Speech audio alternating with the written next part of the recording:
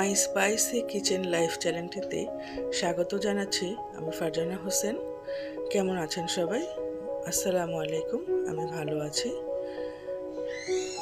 আল্লাহর রহমতে। অশেষ কৃপায় চলছে এখন মাহে রমজানের মাস। সবাইকে মাহে রমজান মাসেরও শুভেচ্ছা জানাচ্ছি। মাহে রমজান যেন সবার জন্য বরকত নিয়ে আসে, এই কামনা করছি। কথা বলতে বলতে চলুন রান্না করে নিই।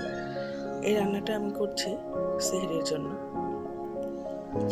মশলা কষিয়ে নিচ্ছি। আমি যে রেগুলার মশলাগুলো ব্যবহার করি সেগুলোই কষিয়ে নিচ্ছি ভালোভাবে। এর মধ্যে আমি এখন আলু আর সিম দিয়ে নেব।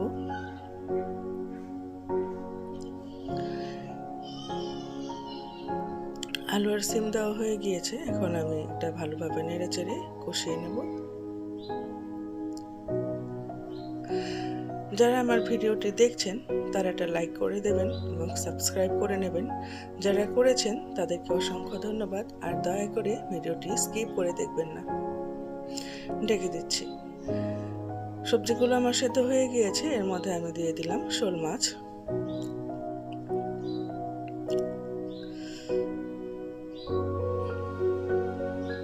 টমেটো দিয়ে দিচ্ছি।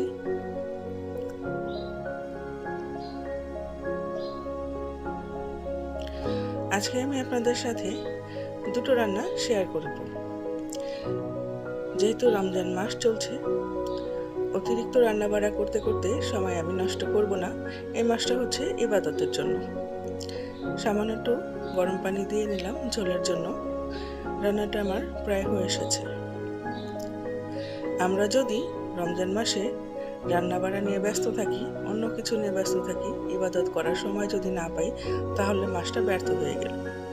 সেজন্য আমি খুব অল্প পরিমাণ কিছু রান্না করে নেব। অতিরিক্ত সময় আমি রান্নাঘরে কাটাবো না। এটা আমার হয়ে গিয়েছে। চলুন আরেকটা রান্না করব। গরুর মাংস রান্না করা আছে, সেজন্য আমার আর বেশি কিছু লাগবেও না। আমি চাইব মাহে রমজান মাসটা আমরা ইবাদত করে কাটাবো। এর জন্য যত অল্প রান্না করা যায়, যত অল্প ইফতার দিয়ে ইফতার করা যায়, সেই দিকে আমি দৃষ্টি দিতে। এমনিতেই আমার পরিবারের লোকজন খুব একটা ভাজা পোড়া খায় না। ইফতারের জন্য আমার তেমন কোনো কিছু করতে হয় না। আমার বাসায় সবসময় রমজান মাসে হেলদি খাবার খাওয়া হয়। বেশিরভাগ খাবারই আমরা হেলদি খাবার দিয়ে ইফতার করার চেষ্টা করি। রমজান মাসের সেহরিতেও আমরা হেলদি খাবার রাখার চেষ্টা করি। আমার বাচ্চারা ছোট, ওরা এত ইফতার খেতে পারে না, সেজন্য আমার খুব একটা ঝামেলা নেই। কিন্তু শারীরিক অসুস্থতার জন্যই আমি আপনাদের কাছে প্রতিদিন ভিডিও দিতে পারছি না। সেজন্য আমি অসংখ্যভাবে ক্ষমা চেয়ে নিচ্ছি। যারা বুঝতে পারছেন যে আমি অসুস্থ, সেই জন্য ভিডিও দিতে পারছি না, তাদেরকে অসংখ্য ধন্যবাদ। হয়তো বা অসুস্থতার কারণে অনেকের ভিডিও দেখাও আমার মিস হয়ে যাচ্ছে, সেজন্য আমি ক্ষমা চেয়ে নিচ্ছি। মশলা কষানো হয়ে যাওয়ার পর এখানে আমি আলু টুকরো করে রেখেছি, সেগুলো দিয়ে নিলাম।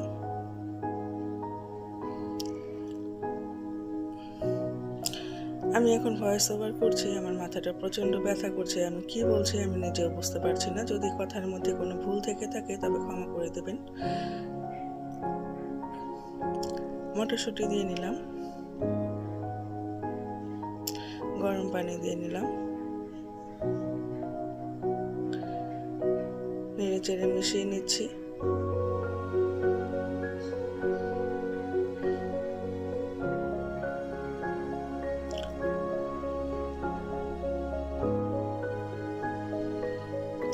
এখন এখানে ছোট ছোট পিস করে কেটে রাখা শোল মাছগুলো দিয়ে নেব।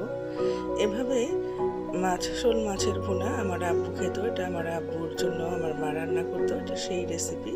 এভাবেই আমি শোল মাছ খাই। টমেটোর টুকরো দিয়ে দিলাম। আসলে আপনারা যা যা আমার ভিডিওতে রান্না করতে দেখেন, যে রেসিপিগুলো দেখেন, সেগুলো সবই আমার আব্বু খেত। আমার আব্বু যেভাবে খেত সেভাবেই খাওয়ার আমার অভ্যাস। সেগুলোই আমি আপনাদের সাথে শেয়ার করি। কাঁচামরিচ কেটে দিলাম।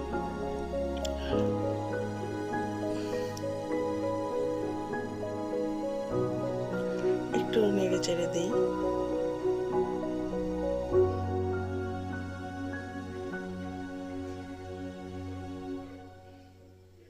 ঢেকে দিলাম।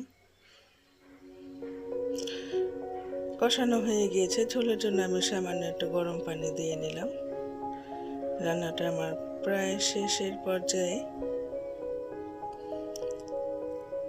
একটু ধনে পাতা দিয়ে নিচ্ছি।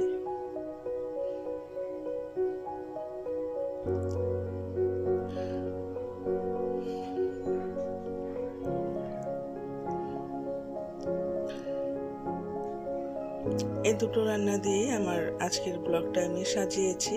ভিডিওটি দেখার জন্য অসংখ্য ধন্যবাদ। আজকে এ পর্যন্তই থাক, ভিডিওটি আর না বাড়াই। যেহেতু রমজান মাস, সবারই একটু ইবাদত করতে সময়ের প্রয়োজন হবে।